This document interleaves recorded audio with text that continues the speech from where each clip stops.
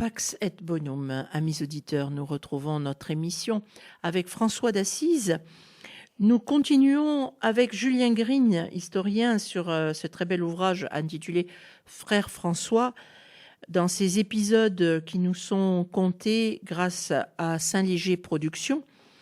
Et nous arrivons maintenant à une page de l'histoire de François qui est très belle, la rencontre avec Claire d'Assise. Nous écouterons donc pendant quelques rencontres cet alter ego, on peut dire, de François dans la femme, qu'est Claire d'Assise, avec aussi tout ce qu'elle développera elle-même dans sa spiritualité, dans son amour pour le Christ. Écoutons. Histoire d'amour.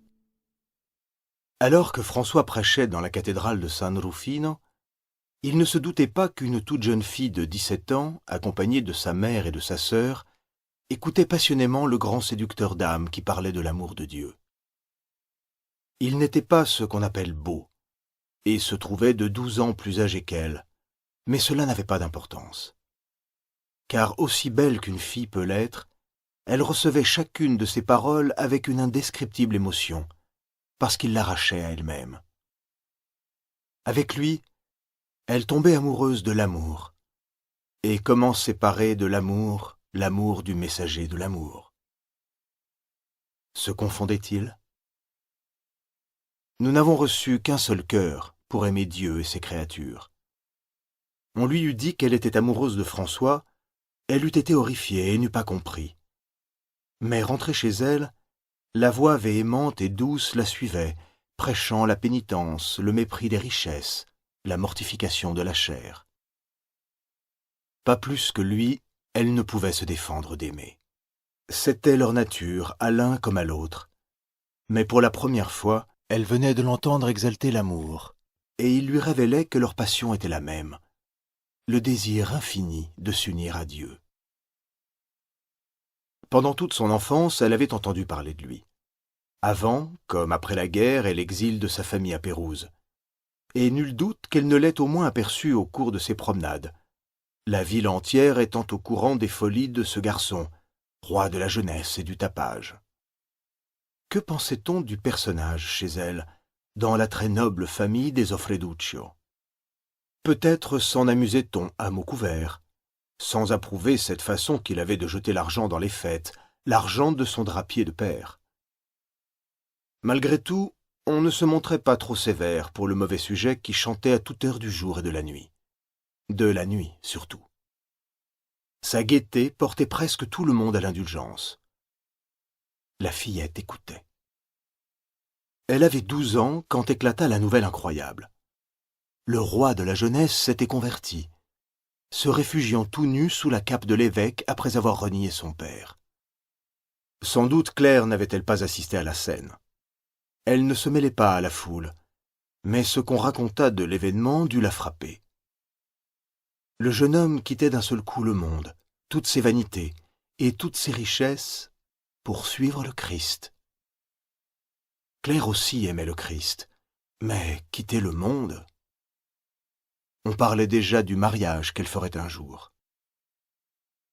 Elle était très pieuse, la jeune Claire. C'est même bien peu dire. Elle était déjà sainte. Les témoignages surabondent. Dès l'enfance, elle menait une vie quasi angélique. Un de ses traits les plus caractéristiques était son désir de n'être vue de personne. Sous les vêtements d'une extrême élégance dont on l'habillait, elle portait sous sa peau un autre vêtement de laine rude et grossière, en tout point semblable à un cilice. Elle trouvait le moyen de mettre en réserve, pour les faire passer aux pauvres, les mets délicieux qu'on servait à la table de ses parents. Il fallait observer de très près pour découvrir qu'elle donnait des heures à la prière et qu'à sa façon elle vivait déjà comme une religieuse. François n'eût pu rêver une auditrice plus fervente ni plus complètement abandonnée à Dieu. La connaissait-il en 1210, une jeune fille si secrète, si résolue à ne jamais se montrer? Cela paraît douteux.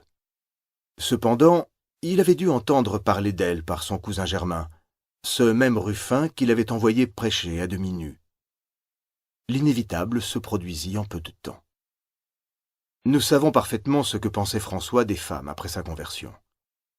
Dire qu'il évitait de les voir est faible. Il interdisait à ses frères de leur adresser la parole.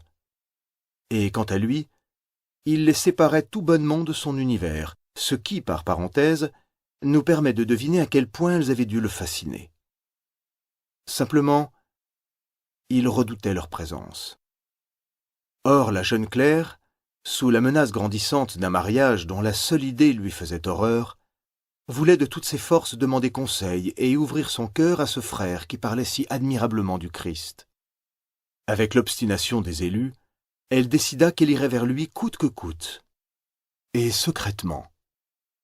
Pas toute seule toutefois, mais accompagnée d'une parente de tout repos, Madonna Buona di Gualfuccio. De son côté, François, instruit de ses dispositions par Ruffin qui servait d'intermédiaire, accorda un rendez-vous. Un frère à l'âme des plus limpides, Philippe le Long, fut choisi pour assister à l'entretien. Où cela? Dans les bois? L'hypothèse n'est pas à exclure, puisqu'on voulait que la famille ne sût rien. Que de précautions!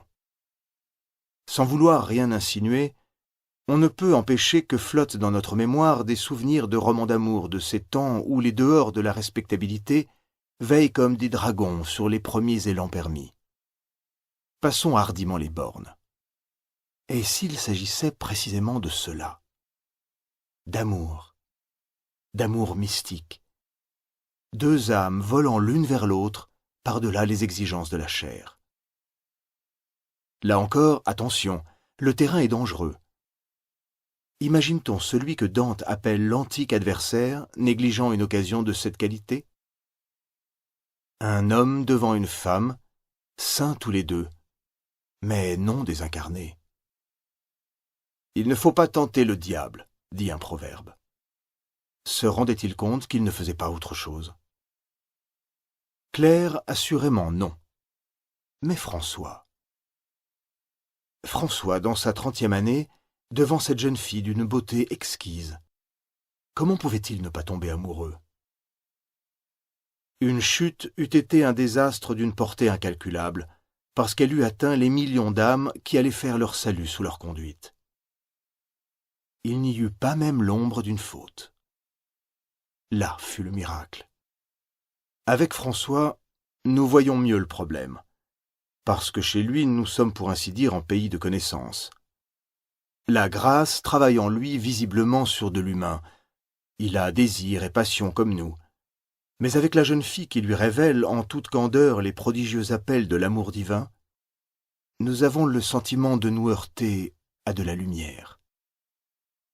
Essayons de nous représenter la scène pour mieux comprendre l'attitude de François.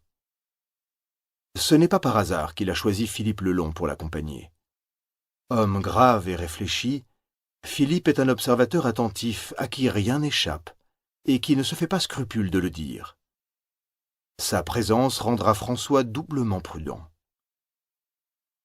Celui-ci se méfierait-il de ce qu'il va dire? Il a beau être saint, il reste impulsif. Et, lui qui ne voulait plus jamais regarder une femme, il va en voir une des plus belles, moralement, sinon physiquement, à ses pieds. Que François se méfie de François.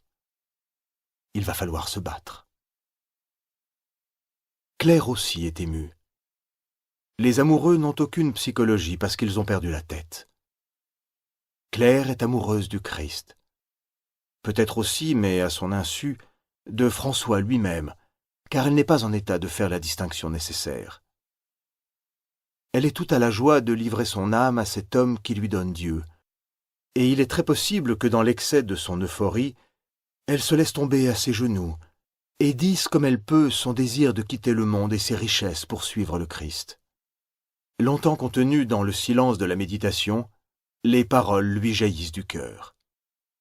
Il l'écoute, et soudain, comme on porte à l'adversaire un coup d'épée, il a cette parole d'une brutalité étrange. « Je ne te crois pas. » A-t-elle bien entendu?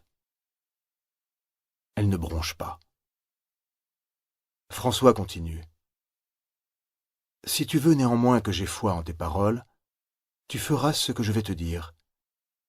Tu te revêtiras d'un sac, et tu iras par toute la ville en mendiant ton pain. » Souffre-t-elle de cette exigence inattendue?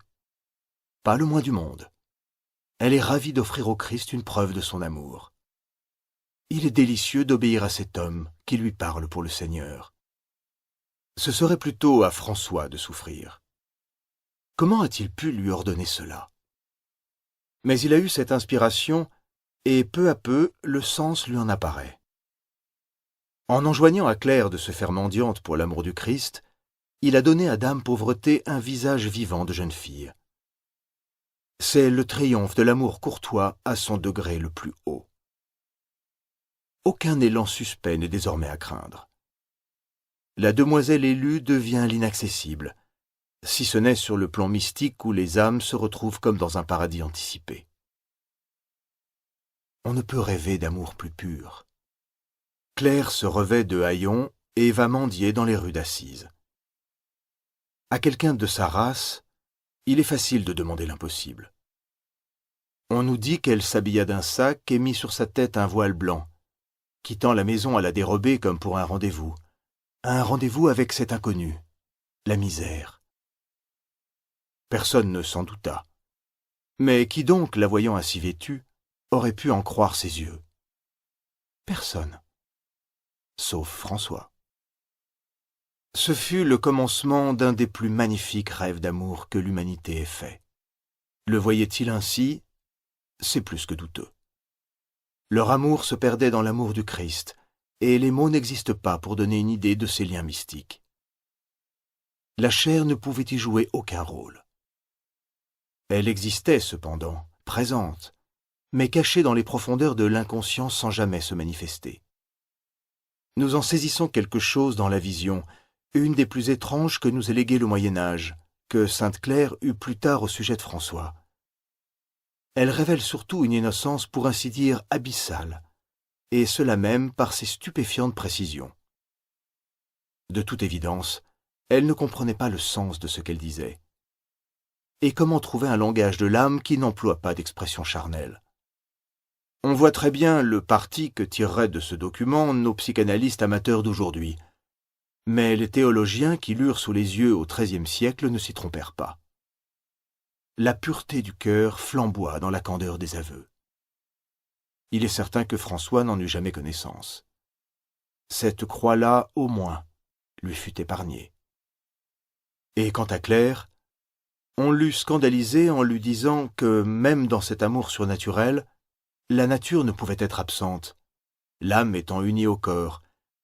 Et comment cet amour s'exprimerait-il autrement que dans les termes de l'amour terrestre, avec l'inévitable vocabulaire de la sensualité? Quand on a sous les yeux le récit de la vision rapporté par les sœurs, ses compagnes à qui elle l'a confié, comment ne se souviendrait-on pas du plus beau poème d'amour, qui est le Cantique des Cantiques, où toute l'Église a vu l'âme éprise de Dieu?